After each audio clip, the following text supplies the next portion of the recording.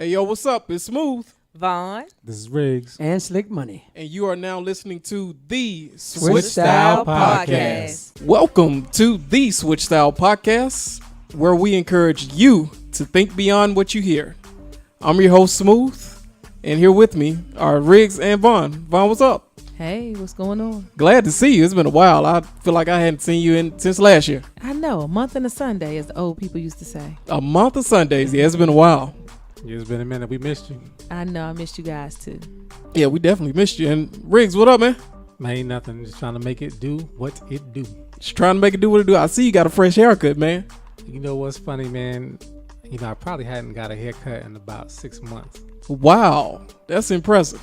It makes him look younger, doesn't It does. He clean shaven. I mean, he looks a got lot a glow younger. to him or something. He does. He definitely does. It's oily skin. Wow. What do you say? Oily skin? Hey, I gotta powder my T-zone. Yeah, and it was a little bit hot outside today. Yeah. Yeah, I thought fall was here, but clearly not. Nope. Which I'm not mad at. Yeah, because it might not even get cold this year. Really cold. I don't expect it to, but you never know. Never As know soon in as you say Georgia. that, here it comes. Right. One good thing is I have been able to turn my AC off, so I was ecstatic about that. Yeah. Yeah, save a couple of ducats. Save Yeah. that money. Yeah, some money. But yeah, guys, glad to see both of you. Audience, I know you might be looking for Slick. He might be joining us soon. Riggs, you got something? Oh, nah, everything same as always, man. How are you? Oh man, I'm great. Actually, I got to sit and watch Luke Cage on over the weekend. I watched the whole thing like 2 weeks ago. Oh my Same God. here. Yeah. I good. turned it on, and man, and the musical scoring of it, of course, I love. Yeah, and you know who did it, right? Oh, I didn't read it, but I know it had to be RZA. It was No. your boy from Trop Called Quest, Alicia E. Muhammad, Get What? out of here. and Adrian Yanch. Oh, okay. I Yeah. could have sworn that would have been RZA. You know what? I don't remember how many casts ago. I put a song out there called Cristo Redentor. Yeah, I remember. Right, that was on there. I Wow. was bugging out. Wow. And they played more than just, like, they didn't play the whole song, but they played more than just a snippet. They played, enough for you to really feel it. I was like, wow. Yeah, Luke Cage is amazing. Audience, if you haven't Check seen it Luke out. Cage, like Yes. Vaughn said, please check it out. He's not our first black superhero, but he's probably the blackest. Right. Oh, not probably. Definitely. He Yeah, is. physically and metaphorically, physically, however you want to say it. The brother black. And I'm not into those superheroes and all that stuff, and I thought I wasn't going to like it. A friend of mine's, thank you, Jimmy, for telling me to look at it. And I was looking and I was like, oh my gosh, like I couldn't stop. I just was going one after the other, but it was very good. It was very good. Yeah. So go ahead. I will say one thing, like, it's very tongue-in-cheek in a lot of areas, and it's just a little bit cheesy and a little bit corny, but, like, you Yeah. can't help but like it anyway. Yeah. Which is kind of amazing to have that aspect, and it's still dope. Yeah, I agree. And I love every female character on there Yeah. except Alfre Woodard. She's been a crook in her last few roles. She does it well. Yeah, she does. She Yeah. does it very well. Because I was surprised they killed the old boy. What's his name? Cottonmouth. Cottonmouth. Yeah, Cottonmouth. Yeah. Yeah. I was shocked. I thought he would have made it at least through the first season, but Nah. they killed. She pushed him. Hit him over the head with that bottle. Yeah. Yeah, I didn't He want pushed it. that button. Right. That's crazy. But one more thing, man, that I didn't realize. Like, of course, Stan Lee writes all those comics, and I didn't actually really think that Stan Lee actually wrote that, and he did. And I also didn't know behind that. I found out that he was a big activist. I didn't know that. Who's Stan Lee? Oh yeah. Yeah, Stan Lee keeps making money. And, I did a little research, and I didn't know the character started back in the 70s, around the whole black exploitation era. So So you've seen the comic book, right? I've never seen, I just saw pictures of it online, but I've never seen it. So when you saw the pictures, did you see the pictures of it online before you watched it or after? After. Oh, okay. See, now I got put on Luke Cage a little while ago, and the one episode where I can't give it away, but where he comes up out the water, Yeah, and he puts on that shirt, and he's got those wristbands and thing on his head. That's straight out the comic book. So that was like, if you saw the comic book beforehand and you saw that scene, you just like died laughing, like, oh snap, found a way to sneak it in there. Wow. So yeah, you might want to check for that again, and when you see it, you're gonna die laughing. Wow, that's amazing. And shout out to every female lead in Luke Cage, especially that Rosario Dawson. Rosario, oh boy. Yeah, I love Rosario Dawson. Yeah. And Simone Missick, she does a great job that plays the detective. Yeah. She does. I think that's her name, Simone something. It don't matter.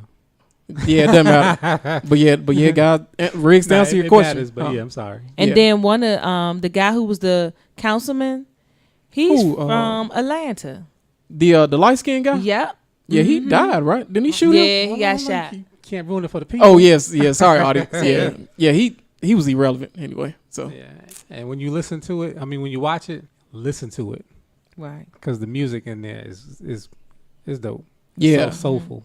yeah, Ali Shaheed Muhammad, 1/3 or 1/4 of A Tribe Called Quest, however you look at it, and also 1/3 of Lucy Pearl. Oh yeah. So him and Adrian Yange. So check it out, guys. But Riggs, to answer your question, that was my entire weekend. That's what I did all weekend. I'm like Vaughn, I watched the entire series. Because you couldn't stop. Yeah, couldn't stop. Not to get even further off topic. Yeah. One more question. Did y'all watch The Get Down? Nah, I haven't. Yes. Oh. That's good too. Oh man. Yes. That's Yeah. good too. That's good too. Boy. A lot of music. And Really? you know, it's about the inception of hip hop, where it began in the Bronx, and just the whole storyline. Starting with disco. everything about that show is dope. Wow. Yeah, it's good. Wow. I'm gonna have to check it out because I saw it on Netflix, but I just didn't have time to watch it. So I'll probably check it out at some point. And a lot of the music, especially like in the beginning, is done by Nas. Wow. Yeah. Okay. I did see that. Yep. Okay. Yeah, I'll And definitely you have could to check that tell out. you could tell he got his hand in it. Yeah. Yeah, Very wow. authentic too. Very authentic. Okay. Well, audience, check out Luke Cage and The Get Down. So glad to see everybody. But before we jump into the show, just want to let you guys know what we're actually going to talk about tonight. So this is episode 30. And on episode 30, Green Day hits number 1. Bob Dylan, he wins the Nobel Prize, and find out why the Carter 5 may never come out. So those are just a few of the topics we're going to discuss on episode 30. But before we jump into it, if you like what you hear, you can check out this show and all archive shows on iTunes, Google Play Music, and SoundCloud, all at Switch Style Podcast. And also follow us on Facebook, Instagram, and Twitter. There you go. Great job, guys. So let's go ahead and jump into it. On the Billboard 200, Green Day's Revolution Radio debuts at number 1, earning 95,000 equivalent album units. 90,000 of those were actually traditional album sales. So, guys, they've been around for quite some time. I mean, how great is it that they're still relevant after nearly 30 years in the business? That's one thing that's great about like music. Most artists generally tend to come out young because brilliance. You can't put an age on it. Yeah, you can't. And they've been. I like them since Dookie. Yeah, Dookie. Yeah, that was their big album audience. That thing sold 10 million albums. I think it was Diamond. American Idiot and sold more, didn't it? Not 6. Okay. Yeah, but yeah, those. But it debuted high. That's what it is, right? Yeah. Okay. Yeah, because Dookie hit number 2 and American Idiot was number 1. Right. Mm-hmm. So, but yeah, I mean, they're an awesome band. They have an awesome feel. Of course, like the diehard punk rockers are like they like them, but then like, well, not really punk rock, but they are. Yeah. And they also they cover just about like all kind of rock. It hits you with different kind of emotions, and they just a really dope band. Yeah, they are. And audience, just to give you an idea of how huge they are, these guys are a really big deal. They were formed in 1988 in Berkeley, California. Their group members include Billy Joe Armstrong, Mike Dirnt, Trey Cool, and a few more. They're 4-time Grammy winners. They've sold over 24 million in U.S. album sales. They were inducted into the Rock and Roll Hall of Fame in 2015. And Riggs mentioned both of the recommended listening, the albums that we think you should listen to, which is Dookie, and I know this is a weird name. It came out in 1994, went 10 times platinum, and American Idiot, which debuted 10 years later in '04, and that went 6 times platinum. So check out Green Day. Great band. Right. I mean, that's no. I mean, I'm pretty sure most everybody is up. Well, not up on Green Day, but at least know who they are. Sometimes knowing who people are, you know, if it's they're that widely loved, you might want to check them out. Yeah, please check them out. And so, guys, we'll keep it moving on the Billboard 200. Also, Norah Jones. She starts at number 2 with Daybreaks, earning 47,000 units. 44,000 of those were traditional album sales. One Republic's Oh My My falls at number 3, earning 46,000 units. 35,000 of those were in traditional album sales. And last but not least, rock duo Phonogram drops in at number 9, earning 25,000 units. 23,000 of those were in traditional album sales. Any other thoughts? Well, it seems like album sales are starting to rise a little bit. Yeah. You know, because in past weeks, it's like, you know, number 1 may have sold anywhere from 35 to 70,000, you know, units or whatever, and traditional album sales or whatever, and now it's steadily rising, which is a beautiful thing. Yeah, this is traditionally a pretty good time for the record industry. Holiday seasons is coming up, so they'll People probably start buying. It's gifts. Yeah. Plus a little bit, you know, well, here in Atlanta, it's still nice out, but you know, around the country and other places, it's starting to cool off a little bit. So people are spending a little more time inside with their radio. Yeah, you're absolutely right. But guys, that was actually it on the Billboard 200. And before we'll actually jump to the Hot 100. Our favorite band, all of a sudden, the Chainsmokers and Halsey, they earn a 9th consecutive week at number 1 with Closer. So they keep it rolling. So congratulations to the Chainsmokers and Halsey. You guys got any thoughts on them? Not mad at them, but I wouldn't mind another number 1. I agree. Yeah, I agree. I'm telling you, it's them teenagers. Yes, it's a good song. I don't blame it, but I'm like Riggs. I'm about as tired of saying it as I was when Work and what's Drake's big song? One Dance. One Dance. When they topped the charts. So it's time for a new number 1. So somebody knock them off. Knock them off. Do something. Don't make me come out of retirement. Right. There you go. You heard about it. Don't make Riggs come out. He'll drop one on you real quick. Number 1. But guys, before we move on and find out what's new, again, if you like what you hear, remember to follow us on iTunes, SoundCloud, and Google Play Music, all at Switch Style Podcast. And also follow us on Facebook, Instagram, and Twitter. So guys, let's go ahead and find out what's new.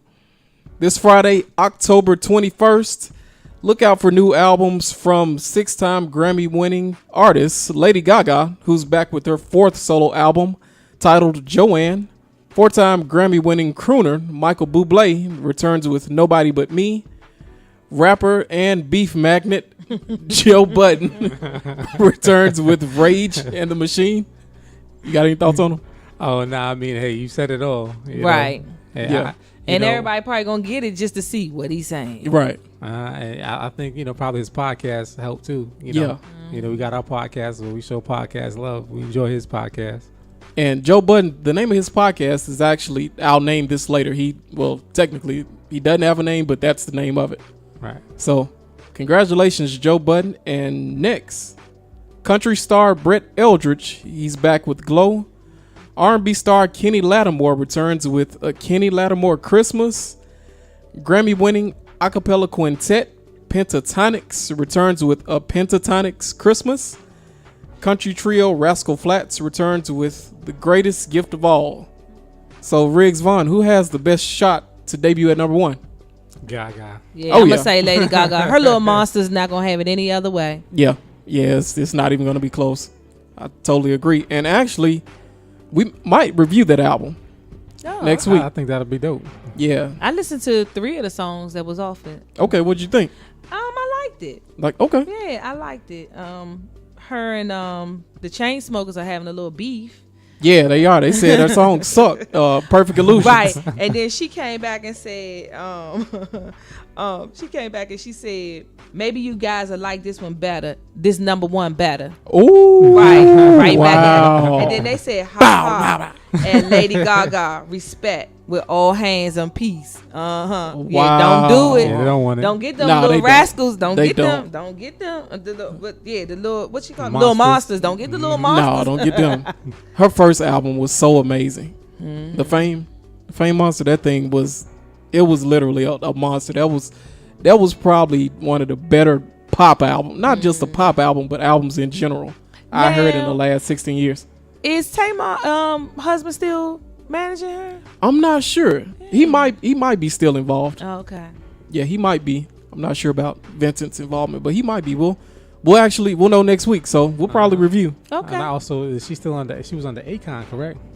I think it was a combination. I think they kind of had It was a joint co-man, venture? some type of set up with her. I hope so.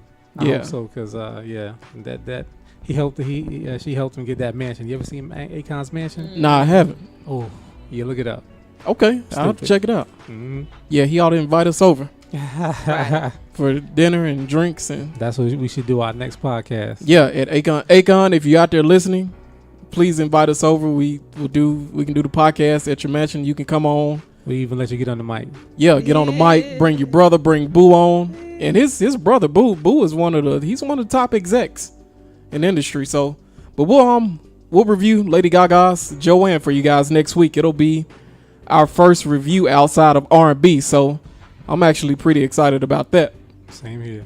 So, guys, before we move on and find out what's happening inside the industry, again, if you like what you hear, please follow us on iTunes, Google Play Music, and SoundCloud, all at Switch Style Podcast. And also check us out on Facebook Instagram. and Twitter. So, guys, please follow us. We need more followers. We need everything. We need all the support we can get so we can make some stuff happen. Congratulations, Bob Dylan. Last Thursday, he was awarded the 2016 Nobel Prize in Literature.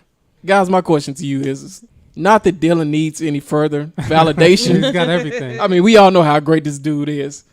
But what does this type of award say about him as a writer?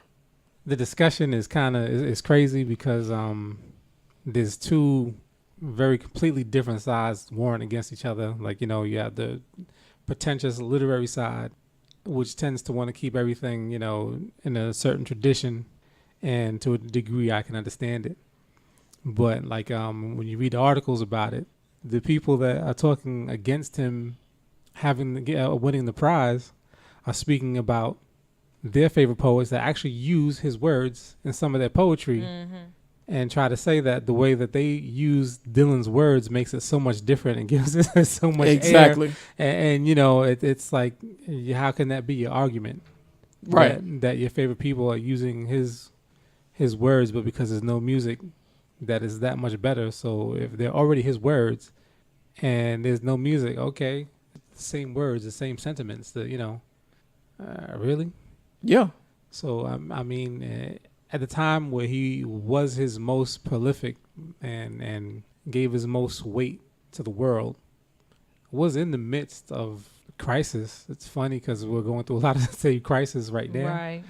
Right. So when you actually listen to it, it's like, wow, that's so beautiful, that's so prolific, but nothing has changed, which is actually part of what, blowing in the wind is about. Yeah. The answers are there, but they're blowing in the wind. So I would say, for me, not being somebody who I admit I haven't read all the great works. I haven't read all the poetry from the former Nobel Literature Prize winners. But as far as I can see and I can tell, it really doesn't get much better lyrically and prolifically. Yeah, I agree. Vaughn, did you have any thoughts on it? As I was looking at the list, the only person I knew on the list of recipients was Toni Morrison. Yeah.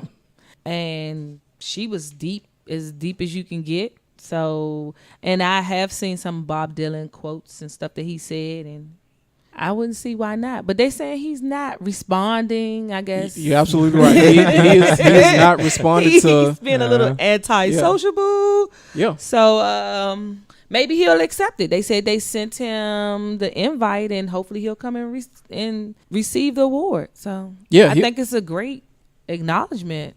Oh, yeah, absolutely. Regardless of what people say. Yeah, he'll get the award anyway. And what I hated was that they tried to, the people that Riggs mentioned, they tried to delegitimize him winning the award. They tried to pretty much play down his work. I mean, they feel that he's a songwriter only, and his work doesn't stack up to, like Riggs was saying, the greatest poets, the greatest writers, the greatest literature writers throughout history. But if you look at this guy, he's one of the most quoted, not just songwriters, but writers throughout all of history. Right. Mm-hmm. And for them to try to come and, delegitimize the win, it just, to me, they hate it. Yeah. Quite simply. They just hate him. They hate it on his win, and I don't know why. It's the whole air, I think, of everything that's going on in the world as a whole today. You can see it in the country. Right. And I don't want to get too crazy with it, but, yeah, I was listening to CLK this morning, earlier today, and they had Carol Anderson on there, which is the writer of a book called White Rage. And people check it out. Yeah, I haven't read it yet, but I'm definitely going to get it. And it kind of outlines and explains, not that there's anything new, but, the way that a ruling class and people that feel a certain way about how things should be for them and not for anybody else, even though he's not a minority. But in this instance, he doesn't stand for what the ruling class wants things to stand for. Right. He's not a part of their circle. Right. And that's what this is the same exact thing that Donald Trump tried to do to President Obama when he tried to discredit his presidency. Right. Like Bob Dylan, he's not in their circle. He's not a part of what people traditionally consider a great writer. So they tried to discredit him by saying, hey, he's not a poet. This guy hadn't written a book, which he actually has. He has 2 books out. And him winning the prize actually sparked sales of his books, his songs, everything. Because it get people interested. Yeah. Wow. His music, his streamings went up, 500%? Yeah. Mm-hmm.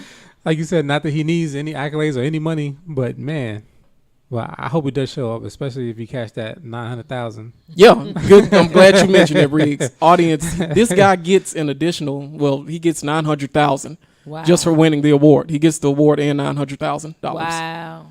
And that comes out to, I had it in my notes somewhere. Don't know what it was, but it was in like the millions in kronos. I think that's the Swedish currency. Mm-hmm. So, if you need a representative, I'll gladly go. Oh yeah, or me too. If he wants to donate his money, I'll be setting up a charity as soon as the check is on the way. Right, definitely. And here it is. It's 8 million Swedish kronor. Wow. Which comes out to roughly 900,000 in US dollars. And so if you're interested, he'll receive the award on December 10th in Stockholm, Sweden. And for those of you who are interested who don't know, Alfred Nobel, his estate started the Nobel Prize after he died in 1901. I don't think they gave out the first award until 1901. Mm-hmm. And there's a total of 5 prizes given out. Was it chemistry, literature, Nobel Peace Prize, and what was the other? Physics and medicine. Right, there you go. So you got a lot of knowledge right there in that one segment. Wow.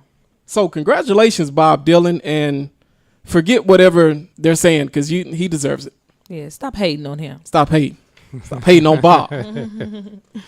This December, Madonna, she'll be awarded Billboard's 2016 Woman of the Year award. Honestly, I could think of 2 others who arguably had a better year. What do you guys think, Vaughn? Sure. Who do you think? Do you think she deserves it? Oh, Madonna, sit down. Well, you know what? Can you do me a huge favor? Yeah. Because we're about to just smash this whole thing. Let's go to the next item and then go back to Madonna. Right. Oh yeah, okay, we can do that. Because it'll all bring everything together. We can do that. So, per Riggs' request, according to Billboard Box Score, Beyonce has reportedly made over $250 million on her Formation Stadium tour this year. And my question to Riggs and Vaughn was, could Beyonce eventually surpass Madonna as the top grossing solo touring act of all time. I believe so. Absolutely. Yes. Because now we can go back. I think Madonna over her whole career has made 1.3 billion. But I believe her largest tour grossed 170 million. Where now Beyonce is here with 250.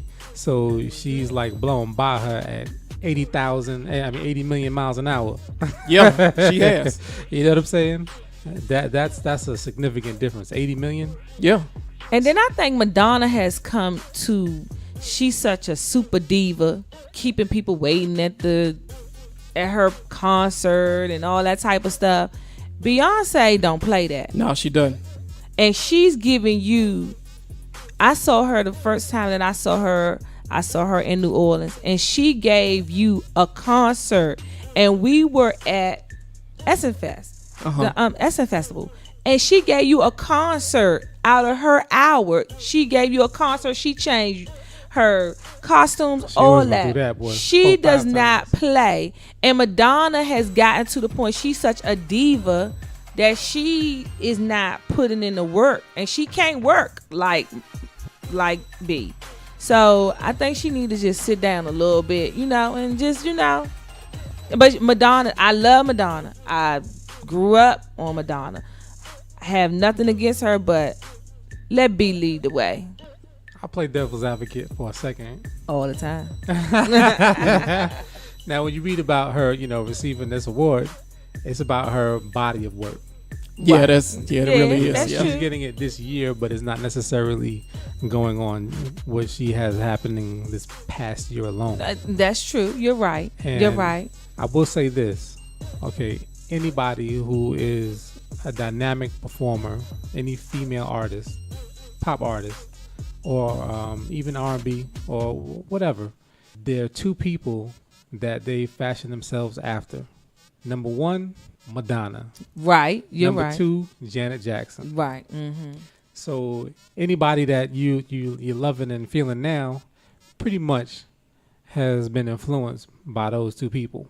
Some way, some fashion. Mm-hmm. So I'm not mad that she got it, and I personally would think that she would get like a lifetime award instead of Woman of the Year. Yeah. You know what I mean? That makes more sense to me. Yeah. But I can see where they're going, and then I'm assuming, I can only assume that the other person you're talking about is Adele. Absolutely. Yeah. I mean, to do 10 million in 10 months, and I mean, she's on tour right now, Right? and they hadn't announced what she's gonna make. In this climate to do that, Boy, you'll never see that again. No. Never. I don't even know if she can do it next time. She might be, depending on how they release it. Okay. But I don't even think she'll do 10 million again. No, I don't think so. They would have to do something. So it had to be something a little different, but just as good and powerful, and that's hard to do. Yeah, it's definitely hard. And then she's not a performer. Who, Adele? Adele. Nah, she doesn't dance. She doesn't, she sings. She sit down. Every time I seen her, I haven't seen her in concert, but she has an amazing show. She just doesn't give you that. She doesn't give you the bang for your buck the performance, like a Madonna or a Beyonce would. Right. To note, the previous winners of the Billboard Woman of the Year award include Reba McEntire, 07, Sierra, 08, wow. But Sierra, 08, I was kind of shocked when I read that. Beyonce in 2009, so Beyonce has won it already. Okay. Fergie in 2010, Taylor Swift won in 2011 and 2014, Katy Perry in 2012, and Lady Gaga won it in 2015. And B can win it again. Yeah, she can. They all make sense though. Yeah, it all makes sense. And I agree with you, Riggs. It's more of both of you guys, it's more of a career achievement for Madonna. So she deserves it. I agree. According to Cortez Bryant, and for those of you who don't know, Cortez Bryant is Lil Wayne's manager. In an interview with the Rap Radar podcast, Cortez says that he and Lil Wayne, they secured a lucrative streaming deal with Google, which would have given the Carter 5 to fans for free. The interview was very revealing, but my question to you guys is, the fact that the album was free, I don't think that's the story. But I'll ask you guys, how mismanaged has this whole situation been? Because remember, it started, before 2014. Well, I would say that the streaming thing, with the deal with Google is part of the issue, because when they were about to do it, streaming, there weren't so many, amazing things happening with streaming. There was music streaming, of course, right? You know what but I mean? not like now. But to have that deal, actually, it makes so much sense. So you getting all your money up front. You know what I mean? You don't have to. You're not worried about record sales. I mean, not that Wayne has to worry about record sales anyway. But, as he outlined in the interview, it was kind of one of those things where Baby and Slim may have shown some poor judgment. Yeah. And not really understanding, the new face of music. Right. You know what I mean? Yeah, where, they came from, Cash Money Millionaires with people buying CDs. But, people aren't buying CDs like that anymore. So, I mean, people are going to get that music anyway. Why not get your money up front to have that music go out for free anyway? That is brilliant. I like the fact that Cortez speaks very frankly, but still peaceably and not disrespectfully. He did. Because he has to maintain that relationship. You are absolutely right. He did. And don't burn no bridges. He can't. And it's funny, like, to me, the fact that they secured that deal with Google, that's really not the story. Audience, and you have to see this interview, because prior to them presenting that Google deal to Slim and Baby, Wayne and Cortez, they went to Slim and Baby a few years back, and they told them that the Carter 5 was ready, because it's, like Cortez says, it's his marquee album series, and the expectations for the Carter 5 are always higher than anything else that Wayne does. So Cortez was saying that when they normally go to Slim and Baby and present it, there's no problem. They normally cut the check and say, okay, do whatever you need to do, going about your business. But this time they went to Slim and Baby and they didn't have any money. And according to and those weren't Cortez's exact words, but I'm in so many words, that's pretty much what he said. I'm pretty much paraphrasing. But Cortez feels that they've mismanaged the money throughout the years. Because initially when they started in the late 90s, Cortez was saying that they were a label with pretty much one superstar at a time. They had Juvenile. So whenever they would get a check from Universal, they could give Juvenile his money up front. Then they had a lot of extra money to play with. Then Juvenile fell off and Lil Wayne stepped in and he was putting out his albums. They could give him his money. But now they're responsible for Wayne, Nicki, Drake, and Tyga, who's not a superstar, but he's a marginally successful artist. But they were supposed to be giving out the money. Instead of them paying out money to one superstar, now they have to pay for 3 different albums. And they probably mismanaged that money somewhere. So I know, Riggs, you... I mean, yeah, you're going to get your return, of course, because these Right. are superstars and megastars. Everything they do is like, people are just waiting, chomping at the bit to get, that new Wayne or that new Drake or that, whether it be Right. like mixtape type of stuff or anything, especially Nicki. But you have to keep some of that capital in-house and in the bank. Yeah, you do. Right. So you could actually, put it out there to make more money. There's probably, a little too many grills and Lamborghinis and. Oh, you can tell that. You already know that. They probably spent it before they even get it, and that's the problem. Cause then Baby come out that song Lifestyle when him and Young Thug but lifestyle whatever it was. Yeah, lifestyle. That's funny. I actually really like that song. I mean, I can't Yeah. understand a damn thing he's saying. Yeah. But I think they mismanaged the money. They were spending all the money, and when it came time for Wayne to put out the Carter 5, they didn't have the money to front them that advance. They told him no, and I think that's been a holdup. But it's funny because Wayne and Cortez, they were like, forget it. We'll just put it out ourselves. We went out, we got this deal with Google, but they didn't understand the streaming at the time. So, and a few articles came out earlier this year. I think we talked about it in a few shows that Wayne was suing Universal. And so I think it's a situation where Baby and Slim, they owe Universal. Yep. They owe all these artists, and I mean, they've had a long history of mismanaging money. Like they owe all these producers. Manny Fresh came out, Yeah. said they owed him money, so it's been a big mess for them. Well, he could sell some stuff. Yeah, he got a lot to sell. He got a lot of stuff. And then I say stuff. He could sell some stuff. And, you just got to be very humble. Yeah. Yeah, that's probably the main part. Because, I mean, to be honest, they rich people and have rich people financial issues. They don't have you and me financial issues. Right. We don't know nothing about that. Yeah. At least I don't. Y'all got some Not money. the kid. But, after over time, they need to work something out where, of course, in the future, a little less for them, right away. Exactly. So that, get back to a certain place. But, you just got to go ahead and, get the devil to do. Yeah, you got to grind it out. Yeah, I think they might be in trouble because What a Time to Be Alive. I think that was supposed to be Drake's last album that he was owed to Cash Money, Young Money. So I don't know. We'll see how the whole thing works out. One thing I really do like is, he was saying, Cortez was saying in an interview that, they could definitely use the same people you're talking about, Tiger, Drake, and Nicki Minaj, as bargaining chips.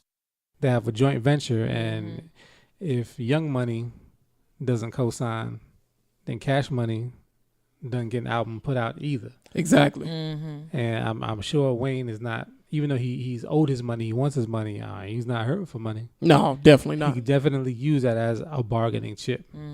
But because, they say that whole thing was family, he wasn't going to hurt his artist to make it a personal gain for himself. Right. So they go and they make their stuff freely and do what they need to do without being, part of the beef where, most people would definitely use that chip. What a position to be in your daddy. Don't he call him his daddy? Yeah, that's what he calls. Yeah. It's my son. Yeah. Put some respect on my name. Paul. Yeah. I'm saying, give me a kiss. Yeah, they did do that. But one last thing before we move on. Wayne's his prison memoirs come out. I don't know if they're already out or they're coming out soon. Going to November.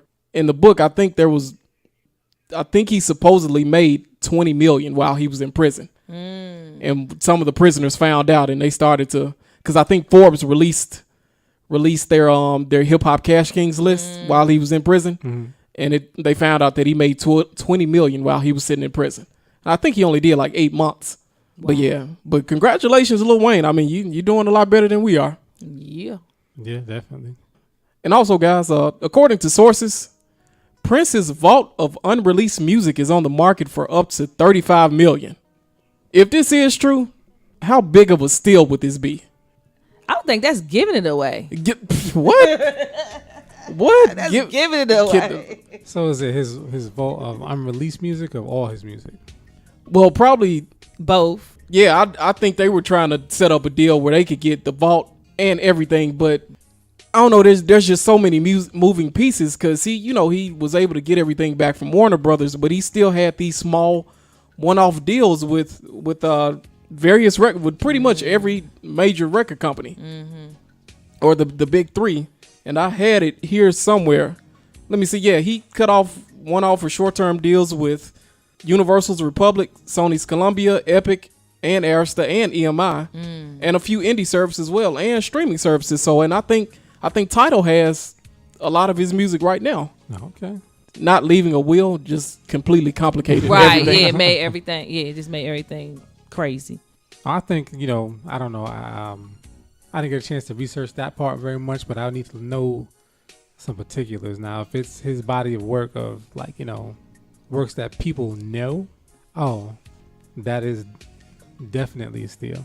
But if it's more so maybe one or two of his hits and then, his vault of unreleased music, yeah, about 35 million might be about right, or maybe even more, or too much.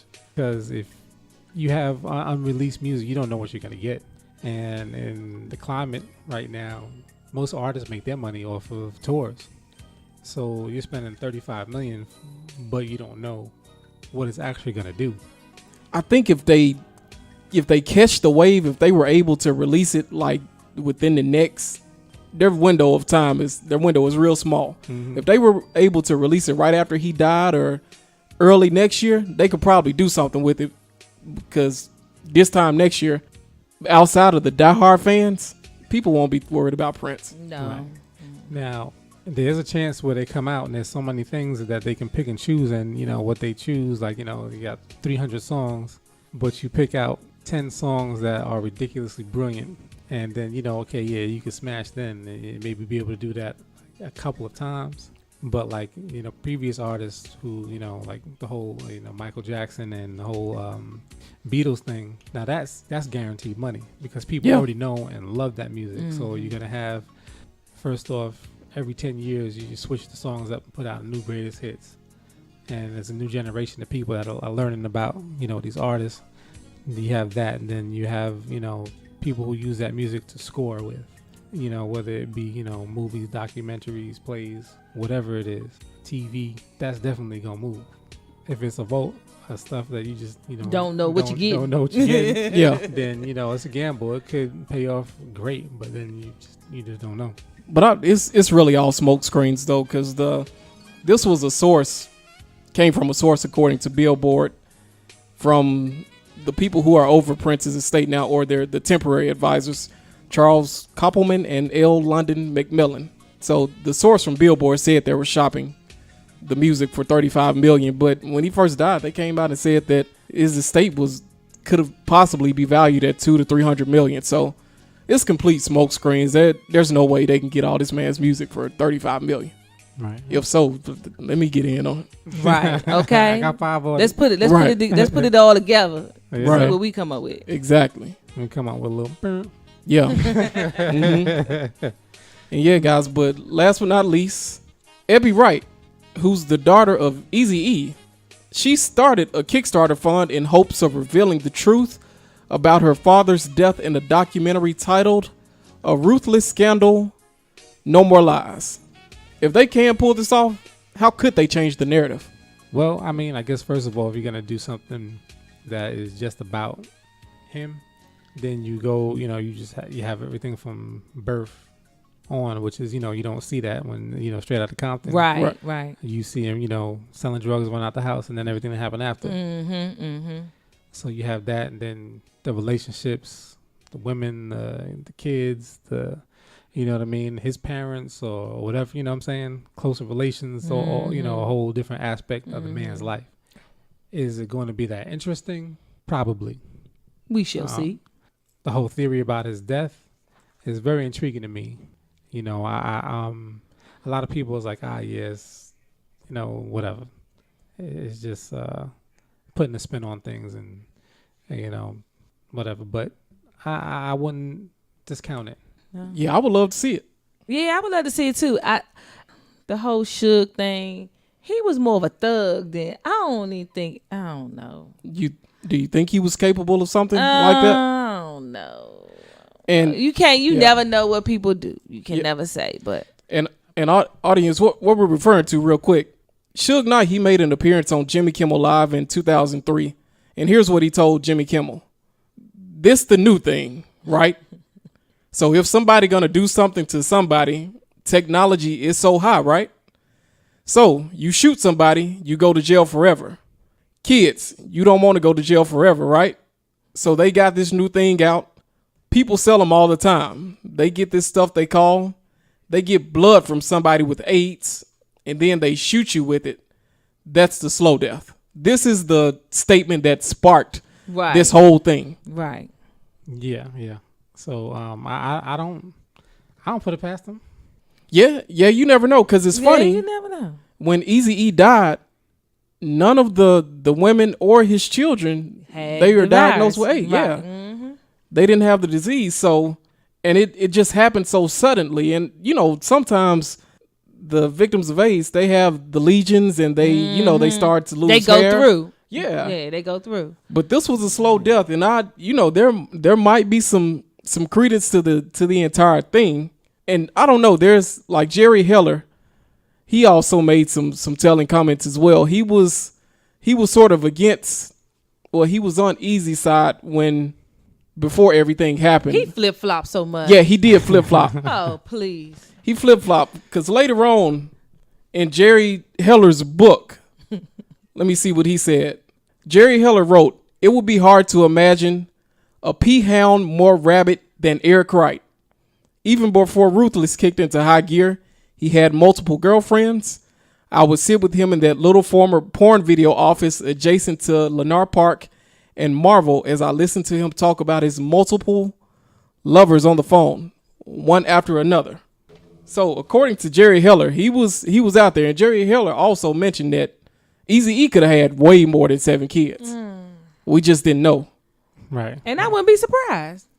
And here's the thing, I felt kind of funny about the part of the article where the expert was talking about, the AIDS and the likelihood of this happening. Is kind of on a slant to just dismiss and not really listen to all the facts, and because he had kids that came after he died, so he was relating that in the first year when you can contract AIDS, and in the short time before you die, that your infection levels are so high, that's generally when you'll spread it, and it's not you have a third of a chance not to spread it to anybody who you're with. But being that, he's got kids from back in the time where he probably would have gotten it, all the way to having kids that came after he passed away. That kind of blows that out a little bit out of the water. And then on top of that, when he was talking about the needle thing, he was talking about somebody being pricked with a needle.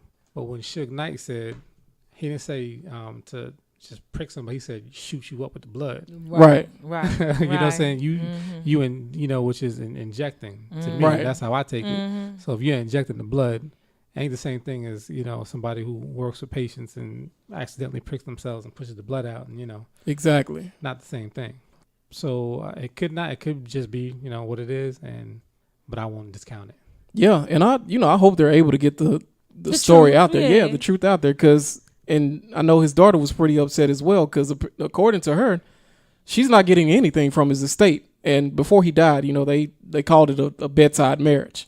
He married Tamika. Well, she's now Tamika Woods Wright, and she's over his estate. Most of everything that came out Ruthless, which probably includes JJ Fats, Supersonic, Bone Thugs and Harmony stuff, MC Ren, all of Easy stuff, and I think Dre, he was able to get all of his stuff. Right. So I don't know. I hope it works out. Their goal is 250,000, and they're only at 2% of their goal. So if you want to support them, please go support them. Yeah. Yeah, and I heard they got prizes. You can win today with like DJ Quick and Too Short, and Oh, well, okay. So they got a lot of people supporting. but they got to get interviews from Dr. Dre, Ice Cube, and I'm sure they want to get all those interviews. And I just don't know if people are going to commit to it. A lot of the people that they need to help get that story out. So, and one of those important players died earlier this year, Jerry Heller. Oh, yeah. And he probably wouldn't have done it anyway. Nah. Yeah, probably not. He probably would have been shaking. No. Yeah, no, I can't do it. No. But I would say, because, they, the whole NWA, even though they fell out, they were going to get back together. So they had love for Easy. So there's a good chance, they just do it just over because. GP. You know what I'm saying? I hope so. I hope so. Because this seems like it's very important to Ebby or EB, her name is Erin Bria. I'm sorry, Erin Bria, and she changed it to EB. Oh. So hopefully they get the story out. And guys, that's actually a wrap on everything inside the industry. Episode 30. Yeah, on episode 30. So let's you guys got anything you're listening to right now you want the audience to know about? Well, I know I'm a little late since I've been gone for 2 weeks. Oh, but, it's okay. I've been listening to Solange, A Seat at the Table. Cranes in the Sky, Rise, and Fubu are 3 of my favorite songs, but I'm feeling the whole CD. There you go. Great album. It's a great And you album. said she came in. She debuted at number 1. Number 72,000 earned. Go, girl. Yeah, congratulations, Solange. And me, I'm listening to Una. Yeah. Best Love. We listened to it before the show. I think is that the name of it, Vaughn? Best Love? Yeah, that's the name of it. It's Best Love. It's off of Una's album. Chapters. Title Chapters, yeah. There you go. So check out Una. And Riggs, you got anything? Yeah, I'm actually listening to Valdez. Swab Boo Boo. What you listen to? What you listen to? Valdez of Crenshaw by Was it Terrence Martin? Yeah. Terrence Martin, bad boy. It's funny because we came here and I got the album from you. Uh-huh. And I hadn't at the time just gone ahead and listened to it. I listened to a lot of different things, but I don't always get to everything I want to right away. So I was listening to CLK, and this song came on, and I was like, I heard this song before. I like this song. This is dope. I said, let me see who this is. And I was like, I'm looking for. Oh, that's the joint I got from Smooth. Yeah, Terrence Martin, great musician. And just to give you guys a little bit more background real quick, Terrence was responsible for a lot of the greatness on To Pimp a Butterfly, Kendrick Lamar's masterpiece. Mm-hmm. So that's my quick nugget on Terrence Martin. So yeah, Terrence Martin, check him out. Check him out. So check out Terrence Martin's Valdez and Crenshaw, correct? Yep. Check out Yuna's Best Love and Solange's A Seat at the Table, the entire album. That's right. So check those out. And guys, let's shout some people out. Last call and let's get on out of here. Well, I can go first. You can go want me to first? Yeah, I'll go first. You can go Smooth. If I can find my notes. First off, thank you to everyone who's listening to the show. We sincerely appreciate it. We thank you for listening to episode 30 and not only this one, but every other episode. We appreciate your support and please continue to listen. And follow us on iTunes, SoundCloud, Google Play Music, Facebook, Twitter, Instagram, all of them. And shout out to my crew, Riggs, Vaughn, and Slick. Can't get it out. Shout out to you guys. I appreciate you. Thanks for coming out every week. Appreciate you. And shout out to the entire SRT crew, HM3, Big HO, the Sports Superhero Hancock, D-Will, and the Jewel of Sports. And shout out to one of our biggest fans. She actually has a production. She'll be in town this Saturday, and that's Miss LLK Walker. If you've ever listened to the show, you know her as Lawana, Stevie's homegirl. Hey, Luana. Yeah, she loves Stevie, but shout out to LLK Walker. Lineage Productions presents If You Can See Me. She produced the whole thing. She's a talented lady. So if you're in Atlanta, well, more specifically, Decatur, Georgia, this Saturday, October 22nd at 7:30 p.m., come down to the Porter Stanford Performing Arts and Community Center on 3181 Rainbow Drive in Decatur, Georgia, 334. You go, Luana. Yeah, so check out Luana, Miss LLK Walker. If You Can See Me, she'll be in town. If you need some tickets, hit her up. She's on Facebook. If you can't get her, get to us and we'll get them to you. And that's it for me. All right. Well, I would like to say a shout out to you guys. I missed you guys. Unfortunately, I couldn't be here for the last 2 weeks. We had a death in our family, Miss Kimberly James, and it's a little heartbreaking, but I want to say, I love her and it's out in the airways. Love you, girl. You my dog. Shout out to my family and friends in the DMV. It was good seeing you guys, unfortunately, on those circumstances, but that's it. Yeah, just wanted to say that. Well, condolences to you and your family and your friends. Thank you. You obviously was a good friend, as good as she was to you. Yes. So, I guess I'd like to shout out. Same thing. Shout out my Switch Style podcast crew. Everybody who's listening. And, yes, that's about it, man. I'm good. Okay, cool. And shout out Santana. We always got Santana in the house. Yeah. You on that phone. Who need to do his homework? Uh-oh. Yeah, do your homework, Santana. But last but not least, again. Oh, I forgot, man. HM3. Yeah, HM3. He's got his line of cigars out.